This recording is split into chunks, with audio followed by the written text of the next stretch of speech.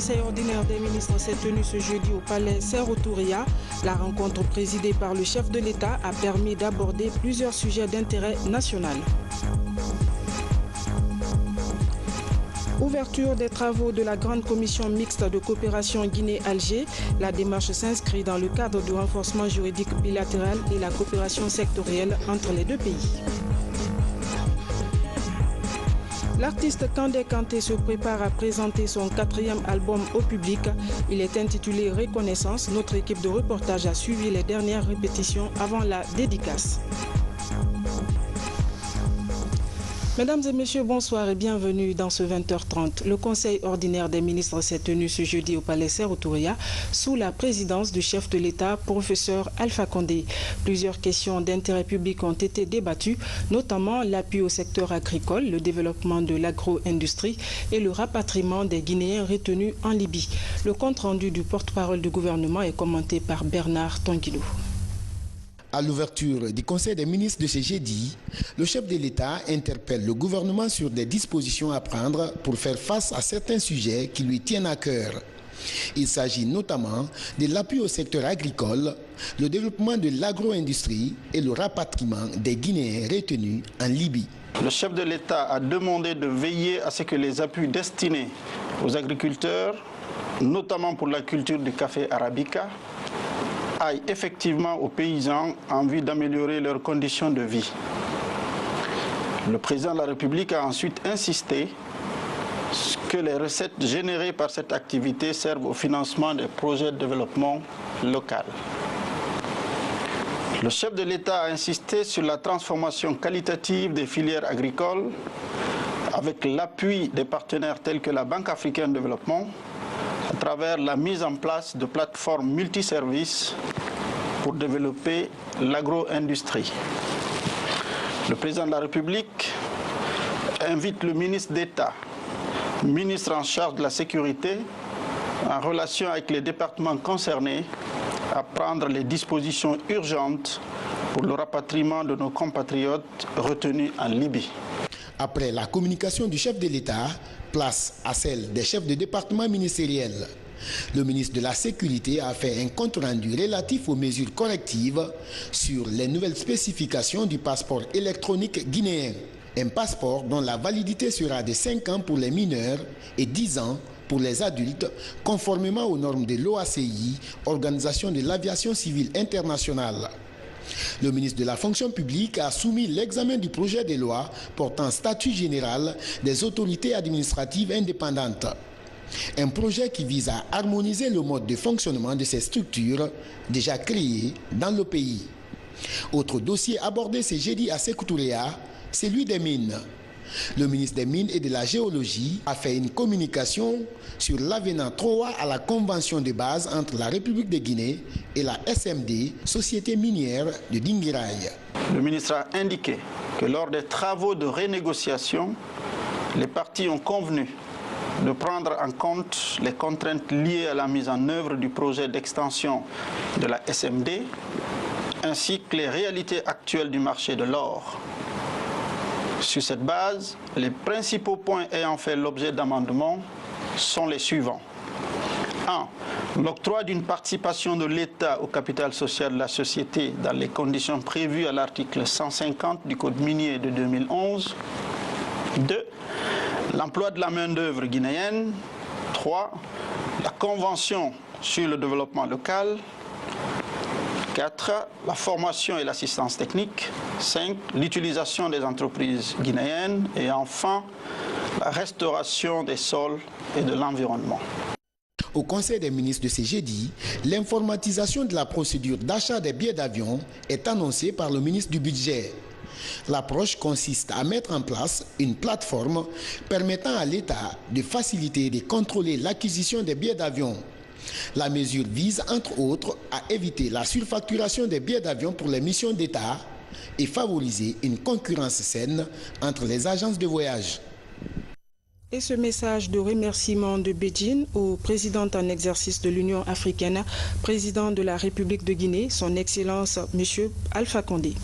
En accusant réception de vos messages de félicitations à l'occasion du 19e Congrès national du Parti communiste chinois PCC et de ma réélection en qualité de secrétaire général du comité central du PCC, je tiens à vous exprimer mes sincères remerciements. La Guinée est un bon ami et un bon partenaire de la Chine en Afrique. Depuis le sommet de Johannesburg, du Forum sur la coopération sino-africaine en 2015, je vous ai rencontré 4 fois, durant lesquelles nous avons eu des échanges approfondis pour parvenir à des consensus importants sur les relations sino-guinéennes et sino-africaines, tout en promouvant le développement du partenariat de coopération stratégique globale entre nos deux pays et de la coopération entre la Chine et l'Union africaine.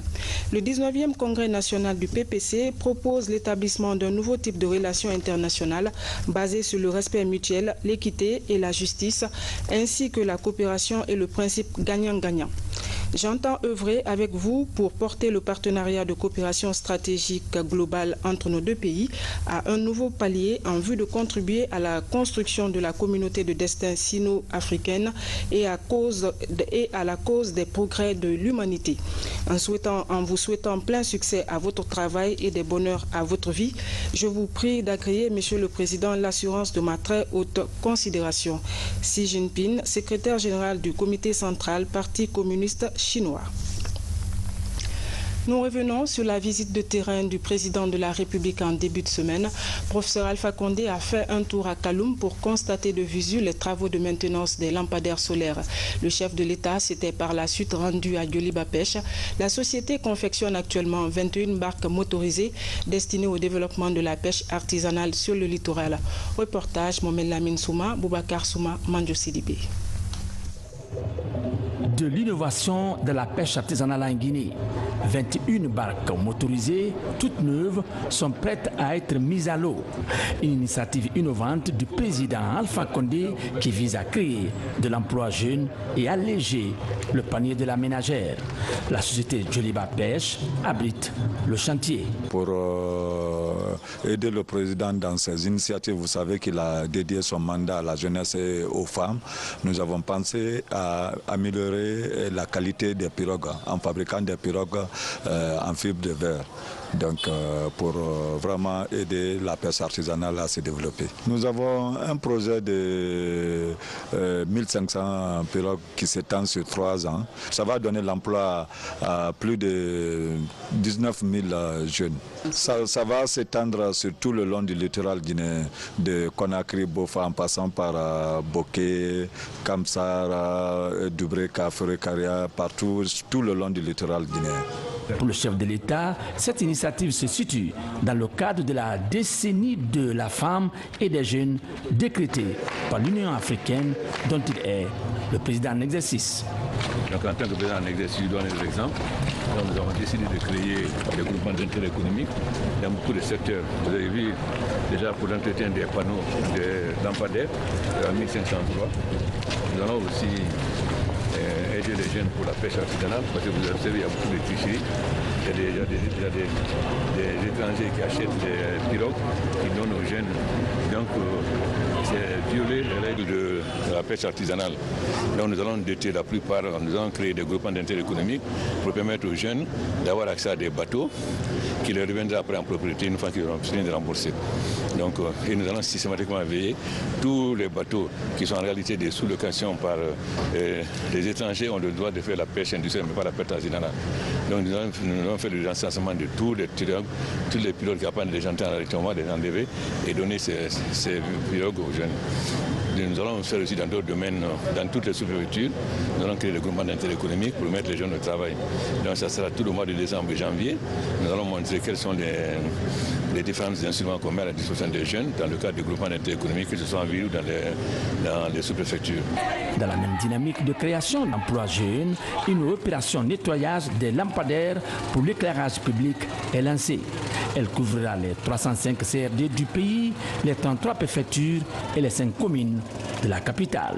Une démonstration qu'on est en train de faire pour montrer comment on va essayer de nettoyer, entretenir les lampadaires qui ont été implantés à travers toute la Guinée dans le cadre du programme présidentiel Lumière pour tous. C'est ça qu'on est venu aujourd'hui pour présenter au président de la République.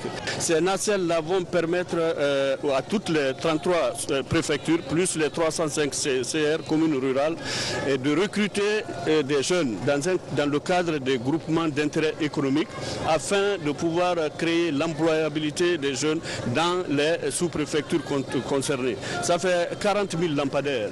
Le coût d'entretien est très très élevé. Mais avec la décentralisation qu'on va créer dans le cadre de l'entretien, la création des groupements d'intérêt économique qui va permettre aux jeunes d'avoir de l'emploi sur place et que ces lampadaires aussi soient allumés. Ce sont des lampadaires de très bonne qualité, mais par défaut de nettoyage du module photovoltaïque, il y a un écran de poussière qui se forme qui fait que de telle sorte que la luminosité baisse ou bien les photons n'arrivent pas à pénétrer sur le module. Depuis 2015, avant la fin du projet, nous avons déjà mis en place ce programme qui a pris un peu de retard pour plusieurs raisons. Ce système-là permet de décentraliser la maintenance. Parce qu'à la base, quand on faisait l'installation, on a eu à employer plus de 5000 personnes qui ont participé à l'installation.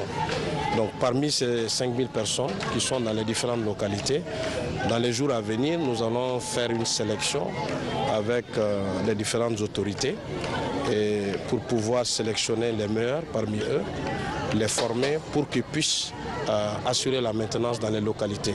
Cela permettra de réduire de plus de 50% le coût de la maintenance. C'est au gouvernement maintenant de mettre en place un système pour pouvoir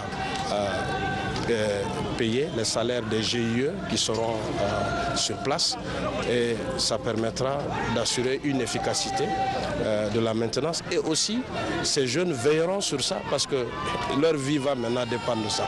Le président de la République exprime pour sa part tout l'intérêt qu'il porte au développement de l'éclairage public en Guinée. Beaucoup de problèmes quand vous installez les lampes, dès qu'il y a la poussière, ça s'éteint. Donc ça ne sert à rien d'installer les lampes si on ne peut pas les entretenir. Pour entretenir par les camions, ça coûte trop cher.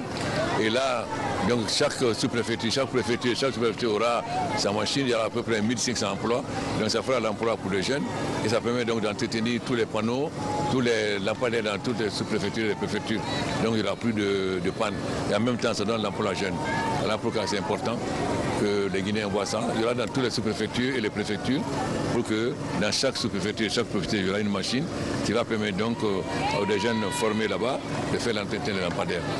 Le président Alpha Condé qui a dédié son mandat aux jeunes et aux femmes pour la création de l'emploi s'active donc à tenir sa promesse. Emploi jeune, une unité de confection en chaîne pour la haute couture équipée de machines de dernière génération est en voie de finition dans le quartier Taouya. 250 jeunes filles et garçons diplômés y seront formés et employés. D'autres auront des financements privés pour mieux se prendre en charge. L'initiative est du président de la République. Elle vise à favoriser l'insertion socio-professionnelle des jeunes. Reportage Mohamed Lamine Souma. C'est une unité de confection qui va permettre à de nombreux jeunes d'avoir un emploi qualifié. Cet incubateur pour l'apprentissage de la couture en chaîne vient s'ajouter aux nombreuses autres initiatives du président Alpha Condé dans le cadre de la création d'emplois jeunes en Guinée. Il comporte un volet confection et un volet financement pour l'entrepreneuriat. Justement pour essayer de donner une chance à la jeunesse guinéenne, notamment les jeunes filles et les jeunes garçons, d'avoir de l'emploi et des revenus dans le secteur de la confection. Donc ça consiste en quoi? D'abord, donc il y a deux volets dans ce projet-là. Le premier volet, c'est le volet incubation. Incubation, ça veut dire quoi? Incubation pour nous, c'est la formation insertion. Donc les jeunes qui sortiront, qui ne seront pas dans l'emploi salarié, vont tous être accompagnés vers l'entrepreneuriat à travers donc un concept qu'on appelle un tailleur, une machine. Et avoir leur petite entreprise pendant la formation pour qu'ils puissent Dans un premier temps, avoir le comportement d'un entrepreneur, savoir qu'est-ce qu'une entreprise, savoir les b.a-ba de l'entreprise, connaître le marché, connaître les acteurs du marché, connaître un peu vraiment, c'est-à-dire les sources d'approvisionnement, connaître un peu, avoir une idée sur tout ce qui touche aux difficultés, aux problèmes qu'on peut rencontrer dans l'entreprise pour qu'il soit véritablement prêt. Et l'autre difficulté, c'est l'accès au financement. Donc il va avoir donc le financement au bout. Donc là, la machine vraiment sera garantie à travers un mécanisme de financement qui sera mis en place, qui va permettre à tous les jeunes qui passeront par ces étapes-là, donc d'avoir une machine, de s'installer et d'être accompagnés. 250 jeunes filles et garçons recrutés sur la base de critères d'égalité de chance apprendront donc ici les ficelles de la confection. C'est dans le cadre de la décennie des femmes et des jeunes, décrétée par l'Union africaine. Ce projet innovant est basé sur la valorisation du textile made in Guinée et la mode africaine. Nous sommes ambitieux parce que la Guinée est dans la CEDEAO, il y a des besoins dans la Guinée. Il est important aujourd'hui que nous ayons une vision plus large et une ambition à hauteur, n'est-ce pas, de l'Afrique. Donc nous allons vraiment faire de la production à la chaîne, à série et en quantité que nous allons faire. Et je crois que c'est possible ici, avec tout ce qui existe ici. Dans la sous-région, je ne dis pas qu'une unité de ce genre n'existe pas, mais j'avoue que ce n'est pas très fréquent dans les pays environnants ou en tout cas au niveau de l'Afrique. Située dans le quartier Taouya, cette unité de confection est un projet innovant. Un projet qui vise à faire de la Guinée une référence en matière de promotion du textile et de la couture africaine. La ville de Bofa sera bientôt dotée d'une raffinerie et d'un chemin de fer. C'est un projet de la SMB, Société minière de Bouquet, spécialisée dans l'exploitation de la bauxite en Guinée. Le coût de l'investissement est estimé à plus de 3 milliards de dollars américains. Reportage Mohamed III Camara. La SMB s'inscrit dans la dynamique du développement local. Elle vient d'initier la construction d'une raffinerie et d'un chemin de fer à Bofa. Pour un coût estimé à 3 milliards de dollars, ce complexe devrait générer de l'emploi aux jeunes de cette préfecture. C'est une extrêmement bonne nouvelle pour la Guinée puisque nous allons passer de la phase d'exportation uniquement de la bauxite vers la phase de transformation de la bauxite en alumine. Ce qui est quelque chose de très très important. Lorsque le projet va prendre une autre dimension, qui va avoir des effets énormes sur les PME et PMI guinéennes. La réalisation de cet ambitieux projet contribuera sans nul doute au renforcement des liens d'amitié et de coopération entre la SMB et les populations de Bofa, car elle entre dans un partenariat gagnant-gagnant. Il s'agit de veiller à ce que les intérêts de notre pays soient préservés. Winning possède 45%. Ensuite, il y a la composante nationale, puisque UMS possède 30% du projet. Donc, c'est une entreprise franco-guinéenne. C'est une fierté pour nous qu'il y ait quand même une entreprise guinéenne qui soit à cette hauteur de capital. Et j'ai le plaisir également et l'honneur d'être le président du conseil d'administration. Cela montre également que nous avons notre mot à dire sur la manière dont est gérée l'entreprise. La présence de la SMB à Bouquet commence à avoir des impacts positifs sur la vie des populations de la région administrative. Aider les populations à accéder à l'eau et à l'électricité demeure l'une des priorités du gouvernement. En plus de la réalisation du barrage de Kaleta et celui de Souapiti en chantier, s'ajoutent d'autres micro-barrages à travers tout le pays, d'où la tenue hier d'un atelier de présentation des résultats d'une étude de faisabilité des sites d'aménagement hydroélectrique. Explication Tabansila. Foko en Basse-Guinée, Kambali, Bagata en Moyenne-Guinée, Tenkiso 2 en Haute-Guinée, Palang et Lokwa en Guinée forestière. Des micro-barrages concernés par ces études de préfaisabilité pour l'électrification rurale. Vu l'impact du projet, l'Agence française de développement, AFD, en partenariat avec la délégation de l'Union européenne, répond à la demande de la Guinée. L'énergie fait partie de l'un des 3 secteurs de concentration de notre aide en Guinée. Plus spécifiquement, c'est un secteur prioritaire que nous avons retenu dans notre cadre d'intervention pays pour la période 2016-2020. Et ceci en cohérence avec les engagements que nous avons pris lors du comité consultatif qui s'est tenu il y a une dizaine de jours à Paris. L'énergie est devenue le premier domaine de financement de l'Union européenne en Guinée grâce au concours de la Banque européenne d'investissement du Fonds fiduciaire pour les infrastructures, du plan européen d'investissement extérieur et de la facilité d'assistance technique. Puisque l'eau et le courant constituent des maillons essentiels de tout développement, le gouvernement guinéen attache du prix à ses engagements pour que l'accès à ces denrées dans les villes et préfectures soit une réalité. Quand on parle d'électricité, ce n'est pas Conakry seulement. La Guinée, ce n'est pas Conakry.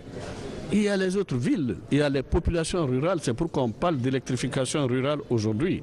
Nous avons plus de 70% de nos concitoyens qui vivent dans ces zones rurales. Donc l'accent doit être mis sur ces zones rurales afin de les faire bénéficier de l'électricité qui va contribuer au développement de ces localités. L'électrification constitue un facteur important de développement économique, aussi de lutte contre la pauvreté et les causes profondes de l'immigration irrégulière, d'où l'importance d'une telle étude qui vient renforcer d'autres sources d'énergie déjà existantes. C'était un plan prioritaire décidé par la présidence de la République de Guinée pour le développement d'énergie renouvelable en Guinée et particulièrement des projets prioritaires en matière d'électrification rurale.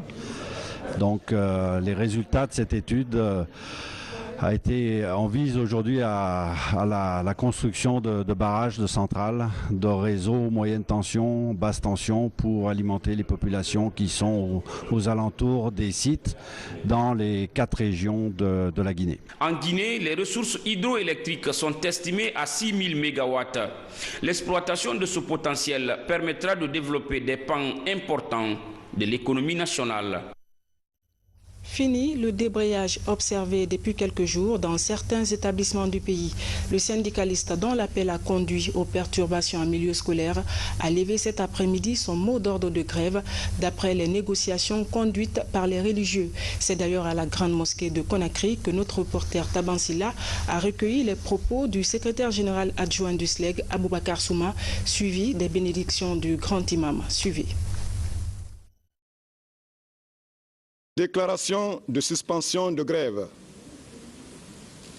Enseignantes et enseignants de Guinée, très chers camarades, cette initiative de conciliation menée par les hautes autorités religieuses de notre pays et par des personnalités de la société civile a abouti au rapprochement de notre position à celle du gouvernement. Maintenant que nous avons obtenu l'engagement ferme de nos leaders religieux de poursuivre inlassablement leur investissement dans la résolution de la crise jusqu'à l'aboutissement heureux à nos revendications, ce en harmonie avec les centrales syndicales CNTG, USTG, le bureau exécutif national du SLEG décide de la suspension de la grève sur toute l'étendue du territoire national à compter de ce jeudi 7 décembre 2017, il vous invite à reprendre massivement les cours dès le vendredi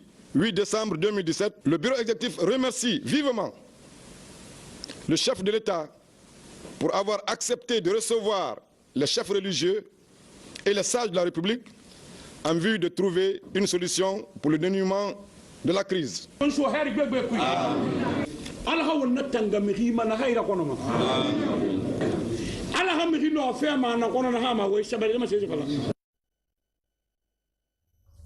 Sur un autre plan, le dépôt des candidatures pour les élections locales a commencé hier. La CENI aura 7 jours pour examiner tous les dossiers. Le lancement de cette opération s'est déroulé à Kalouma. Elle a été précédée d'un point de presse pour expliquer aux journalistes les activités déjà réalisées sur le terrain. Compte rendu, Seydouman Diallo. En Guinée, l'organisation des élections locales se confirme. Le décret pris par le président de la République conforte le choix technique de l'organe de gestion électorale. Face à la presse, l'institution affirme être déjà en avance. Le réajustement de la cartographie suivi de la remontée des données au site central est en cours de finalisation. Nous sommes à 98%. 98% après l'intervention du décret. Je suis tenté de vous dire 100%, mais si c'est les préparations, nous sommes quand même nous sommes prêts à aller. Il y a beaucoup de travail qui reste à faire. C'est inhérent aux opérations électorales, mais il n'y a rien qui ne puisse pas être fait d'ici la date fixée.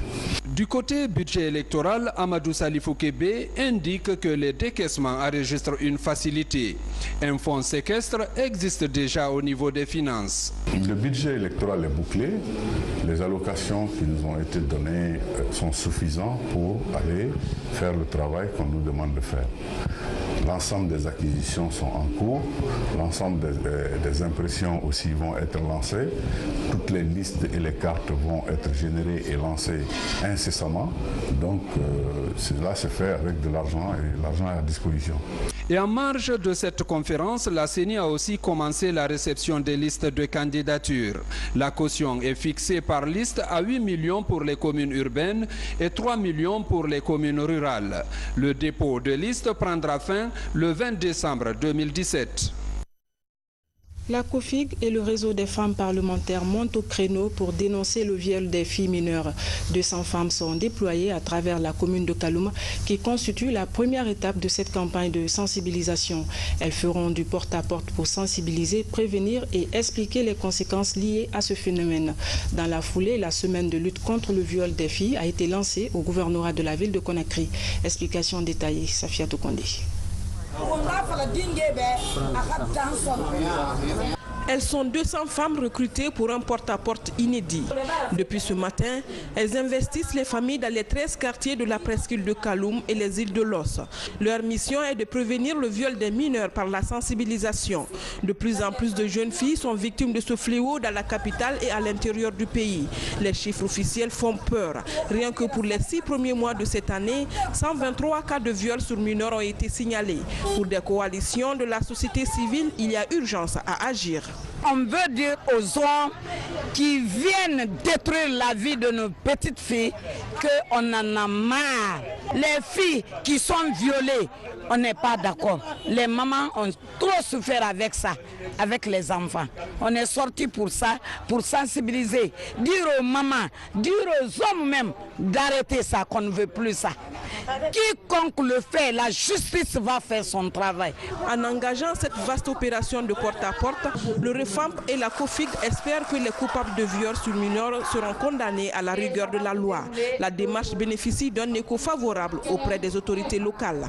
Toutes les fois que les cas de viol vont être constatés au niveau de la ville de Conakry, la ville de Conakry va être informée et au lieu que ce soit ces femmes qui s'élèvent pour aller porter plainte, c'est le gouverneur de la ville de Conakry qui va porter plainte contre ces fauteurs de troubles qui régulièrement violent les femmes. Après l'étape de Kaloum, les ménages des autres communes de la capitale vivront cette mobilisation sociale contre le viol de filles mineures. La campagne prendra une semaine. Ouverture des travaux de la grande commission mixte de coopération Guinée-Algérie. La démarche s'inscrit dans le cadre du renforcement juridique bilatéral et la coopération sectorielle entre les deux pays. Notre pays a été représenté à cette rencontre par le ministre des Affaires étrangères. Mahmoud Bari est notre envoyé spécial. L'ouverture de cette troisième session de la Grande Commission mixte est l'expression de la volonté des deux États à consolider les relations bilatérales. Il y a 40 ans, experts guinéens et algériens ne s'étaient retrouvés pour parler de partenariat, de coopération et accords sectoriels. Ici, dans la capitale algérienne, les cadres des deux gouvernements ont entamé des discussions liées à la promotion des échanges économiques, la réactualisation des projets de coopération et la relance du cadre juridique. Cette troisième session offre l'opportunité de réfléchir sur la mise en œuvre des projets concrets, mais surtout d'inventorier de nouvelles pistes de coopération entre la Guinée et la République algérienne démocratique et populaire. Les experts des deux États ont déjà ficelé une vingtaine d'accords qui feront l'objet de discussions et d'amendements en panel et en travaux de groupe pour retenir au final des accords porteurs et bénéfiques entre Conakry et Alger. Nous créons une nouvelle opportunité pour mieux encadrer le renforcement de nos relations bilatérales, explorer le potentiel encore inexploité de nos deux pays en vue d'approfondir davantage notre coopération et de l'élargir à tous les domaines d'intérêt commun, notamment ceux de la diplomatie, des investissements, du transport, de la santé, de l'éducation, de l'économie, des échanges commerciaux, pour ne citer que cela. La commission mixte que nous relançons aujourd'hui aura la lourde mais exaltante tâche de capitaliser tous ses atouts pour les transformer en outils de relance du développement socio-économique et de lutte contre la pauvreté afin d'aider nos deux pays à relever avec succès les défis liés au développement. L'Algérie et la Guinée partagent le même destin et militent en faveur de la réalisation des objectifs de l'Union africaine pour la paix, le développement, la lutte contre le terrorisme et l'extrémisme violent, ainsi que de l'immigration clandestine. Le président kenyan Uhuru Kenyatta a été investi pour un nouveau mandat.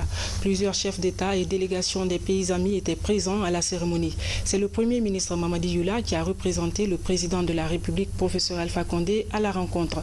Compte rendu, Ousmane Bangoura. C'est ici, au stade Moi, dans le quartier de Kasarani, à Nairobi, que le président kenyan, Uhuru Kenyatta, a été investi dans ses nouvelles fonctions de président pour un second mandat. Uhuru Kenyatta, depuis le 28 novembre dernier, est devenu officiellement le 4e président kenyan pour un second mandat de 5 ans.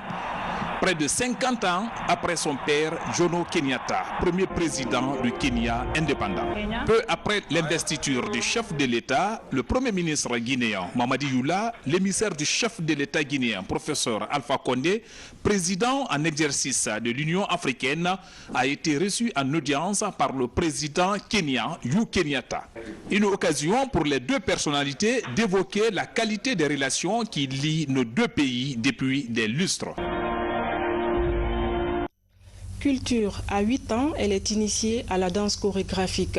L'artiste guinéenne Kandé Kanté est aujourd'hui reconnue sur la scène internationale. Elle est en séjour à Conakry et se prépare à présenter son 4e album. Il est intitulé Reconnaissance. Hier, l'artiste était à la Payotte pour les dernières répétitions avant la dédicace. Et c'était en présence de notre reporter Marie-Angélique Bangoura. Elle sera sur scène au Palais du Peuple et avec son groupe, Kandé la danseuse chorégraphe prépare le concert. À cette répétition, elle et ses danseurs font une dernière retouche. Dans cet ensemble de décorations, le buste doit s'accorder avec les rythmes et les gestes dans un mouvement cadencé. Tous sont entraînés dans cette chorégraphie. 8 ans avec Panafricain, après Panafrica Aïcha Koné, après Aïcha Koné, l'ensemble côté bas pendant 10 ans. Après l'ensemble côté bas, je travaille avec Tchétché, j'ai travaillé avec un Allemand sur le hip-hop, un Américain aux États-Unis, j'ai fait de la danse classique. Tous les domaines de la danse, j'ai été formée. Ce tour de danse se fait avec plusieurs jeunes. Dans le groupe, 2 danseurs orientent toujours les autres. Ange et Marius de la Côte d'Ivoire jouent ce rôle et s'assurent que les pas de Dundumba sont en harmonie avec le coupé décalé et la salsa. La création afro-moderne fait de la chorégraphie de Kandé une particularité. C'est toute une construction d'idées qu'on a forgées depuis très longtemps. On le monte ensemble, on travaille ensemble, on se donne des idées de construction, Marius, moi, Kandé, et on trouve l'idée qui va poignarder, qui va faire fort pour le concert. Les 16 titres de l'album Reconnaissance que le public se prépare à découvrir constituent le 4e chef-d'œuvre de Kandé Kanté. L'organisation de cette sortie est confiée à un acteur du showbiz guinéen. Pour lui, ce concert est un nouveau défi. Aujourd'hui, on a beaucoup d'artistes en Guinée, mais voir un artiste qui te fait un concert en spectacle, danse et chant en même temps, c'est rare de voir ça. La chorégraphie dans la peau, Kandé Kanté ne semble pas stressé pour ce vendredi 8 décembre au Palais du Peuple. Ses 25 ans d'expérience dans la danse font d'elle une habituée des scènes. Avec son nouvel album, elle revient en Guinée pour transporter ses mélomanes dans un univers de mélodies dansantes. Rendez-vous est donc pris demain pour la dédicace de Kandé Kanté. Mesdames et messieurs, c'est la fin de ce journal. Je vous remercie de votre aimable attention. Demain, vous serez avec Ali Akamara. Moi, je vous dis bonsoir et à très bientôt.